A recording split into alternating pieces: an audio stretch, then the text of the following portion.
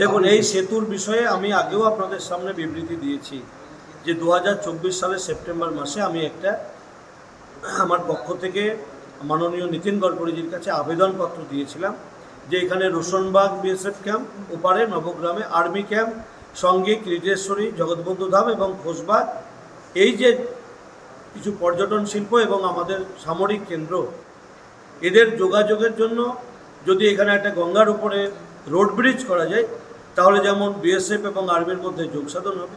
আমরাও এপারে যারা হাজারদুয়ারি দেখতে আসছে তারা খুব সহজে ওপারে খোসবাগ, আমরা জগৎবন্ধু ধাম, ক্রিটেশ্বরী এগুলো আমরা দেখতে পাবো, ভ্রমণ করতে পারবো। বারবার এখানে নৌকো পারাপার করতে গিয়ে যেভাবে বিপদ ঘটছে, গাড়ি পড়ে যাচ্ছে জলে, মানুষ মারা যাচ্ছে, এখান থেকে মানুষকে আমরা সুরাহা দিতে পারবো। সে কারণে আমি আবেদন জানিয়েছি। দুর্ভাগ্যের বিষয়, যারা রাজ্য সরকারের দায়িত্বে ছিলেন তাদের কোনো হেলদোল নেই, তারা চায় না, কারণ তাদের দলের নেতারা এই ফেরিঘাটগুলোকে লুটপাট করে খায়, কিছু কাটমানি নেতাদের কাছে যায়, তাই তারা চায়নি এখানে রোড ব্রিজ হোক। আমরা সরকারে শপথ নেওয়ার পর এ বিষয়ে নীতিন গডকরিজির কাছে পুনরায় যাব এবং রাজ্য সরকার, কেন্দ্র সরকার একযোগে এই ব্রিজ তৈরির ব্যাপারে গঠনমূলক ভূমিকা নেবে এবং আমার বিশ্বাস যে আগামী 5 বছরের মধ্যে সেই ব্রিজের কাজও সম্পন্ন হবে, মানুষ রোড ব্রিজ উপহার পাবে। বিধানসভা তথা মুর্শিদাবাদ জেলায় রেলের বিপ্লব হবে, আপনারা দেখতে পাবেন। বিপ্লব বলতে আরও উন্নত মানের ট্রেন এই রুটে চলবে। আমি আগেও বলেছিলাম যে অনেকগুলো ট্রেন তৈরি হয়ে রয়েছে, মার্চ মাসের মধ্যে চলবে, আমি বলেছিলাম আপনাদের সাথে।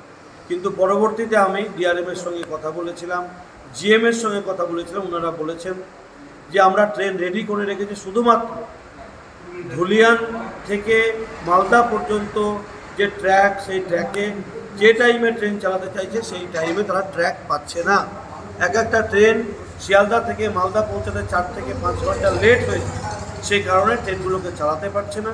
3rd লাইন তৈরি হলেই সেই ট্রেনগুলো প্রস্তুত রয়েছে, চলতে শুরু করবে। একইভাবে বর্ধমান যাওয়ার জন্য ট্রেনেরও ব্যবস্থা হয়ে রয়েছে, শুধুমাত্র একেবারে সেই নলহাটি পর্যন্ত আমরা ট্র্যাক পাচ্ছি, তারপর নলহাটির পরে বারবার লেট করতে করতে বর্ধমান পৌঁছাতে তো 5 ঘন্টা লেট হয়। সেই কারণে ওটাও একই সমস্যায় ভুগছে।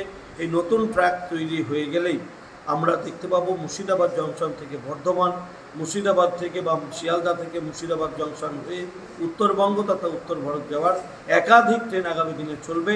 আমরা এখানে বাংলায় যেমন ক্ষমতায় এসেছি, কেন্দ্রে ক্ষমতায় রয়েছে, দুই সরকার একযোগে দ্রুততার সঙ্গে কাজ করে রেলের বিপ্লব সাধন করবেন, এ ব্যাপারে নিশ্চিত।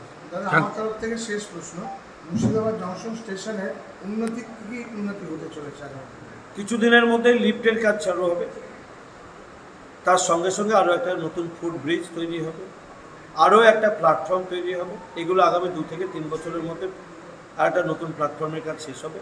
আর যেটা আমি বললাম আপনাকে এখনই, লিফট এবং আর একটা ফুট ব্রিজ, সেটা এই 2026 অর্থবর্ষের মধ্যেই কমপ্লিট হবে। ভারতীয় জনতা পার্টি যে কথা বলে সেটা তারা সম্পূর্ণ করে দেখিয়ে দেয়। আমরা আমাদের শ্যামাপ্রসাদ মুখার্জির যে স্বপ্ন ছিল, সেই স্বপ্নকে বাস্তবায়িত করার জন্য আমরা যেমন 370কে বাতিল করেছি, আমরা 450 বছরের লড়াইকে নিষ্পত্তি করে রাম মন্দির বানিয়েছি। একইভাবে এবারে যে আমরা সংকল্পপত্র ঘোষণা করেছি, সেই সংকল্পপত্র বাস্তবে রূপায়ণ হবে। আমাদের দল নিরঙ্কুশ গরিষ্ঠতা অর্জন করেছে, আগামী 2-1 দিনের মধ্যে শপথ নেবে। মুখ্যমন্ত্রী এবং মন্ত্রিসভা গঠনের পর আমাদের যে সংকল্পপত্র, পর্যটন শিল্পের বিকাশ, উন্নত স্বাস্থ্য পরিষেবা, আমাদের মেধাযুক্ত ছেলেদের যোগ্যতা অনুযায়ী কর্মসংস্থান, বেসরকারি শিল্প পরিকাঠামো করে সেখানে কর্মসংস্থান, মুর্শিদাবাদ বিধানসভার মানুষকে পরিযায়ী শ্রমিক যেন হতে না হয়, এখানে যেন কর্মসংস্থান হয়, এই সমস্ত বিষয় নিয়ে যে সংকল্পপত্র আমরা ঘোষণা করেছি, আমরা আগামী 5 বছর সেই কাজের মধ্যে দিয়ে আমাদের যে কাজ, উন্নয়নের কাজ, বিকাশের কাজ, সেই কাজের মধ্যে দিয়ে পর্যটন শিল্পের যেমন বিকাশ ঘটবে, একইভাবে কর্মসংস্থান হবে। যাদের মেধা যোগ্যতা রয়েছে প্রতি বছর এসএসসি টেটের মধ্যে দিয়ে তারাও কর্মসংস্থান পাবে। বিশুদ্ধ পানীয় জলের ব্যবস্থা হবে। জল জীবন মিশন, সজলধারা জলের টাকা দীর্ঘদিন ধরে এসে পড়ে রয়েছে, তৃণমূলের ব্যর্থতায় সেই জল মানুষের বাড়ি পৌঁছায়নি। সেই জলও যেন দ্রুততার সঙ্গে মানুষের বাড়ি পৌঁছায়, সে ব্যবস্থাও ভারতীয় জনতা পার্টি করবে। দেখুন, আমরা সাবেকি যে সমস্ত বিষয়গুলো রয়েছে সেগুলোকে বাঁচাতে চাই। টাঙ্গা শিল্প বলুন, বা আমাদের বলবো ছোট যে শিল্পগুলো আছে তার মধ্যে আমি বলবো তাঁত শিল্প, এখনও তাঁত বোনা হয় আমার বিধানসভার বিভিন্ন, সে তাঁত শিল্প বলুন, তো এই শিল্পগুলোকে বাঁচিয়ে রাখা উচিত। অবশ্যই তাদের বিষয়ে আমরা আগামীতে পদক্ষেপ নেব, যেন আমাদের যে টাঙ্গা শিল্পের কথা আপনি বললেন, সেই টাঙ্গা শিল্প যেন বেঁচে থাকে, মানুষ যেন টাঙ্গাতে চড়েই মুর্শিদাবাদ ভ্রমণ করতে পারে, তার ব্যবস্থা অবশ্যই আগামী দিনে আমাদের সরকার শপথ নেওয়ার পরে। সরকার এখনও আসেনি, আমরা গরিষ্ঠতা পেয়েছি, সরকার গড়তে এখনও সময় লাগবে।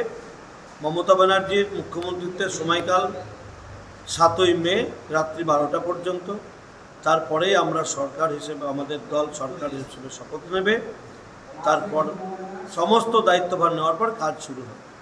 এই হসপিটালের স্বাস্থ্য পরিষেবা কিছু নেই। যিনি তৃণমূলের প্রার্থী ছিলেন তিনি ছিলেন রোগী কল্যাণ সমিতির চেয়ারম্যান, মমতা ব্যানার্জি ছিলেন স্বাস্থ্যমন্ত্রী। তারা স্বাস্থ্য ব্যবস্থাকে ধ্বংস করেছে, মেডিকেল সরঞ্জাম চুরি করে বিক্রি করেছে, তাই আজকে এই সাব ডিভিশন হসপিটালে ট্রিটমেন্ট হয় না, ডাক্তার নেই, বেড নেই, কোনো উন্নত যন্ত্রপাতি নেই, বেড পায় না মানুষ, ট্রিটমেন্ট তো নেই, আসলেই রেফার টু মেডিকেল কলেজ, সেখানেও ট্রিটমেন্ট হয় না, মানুষ মারা যায়।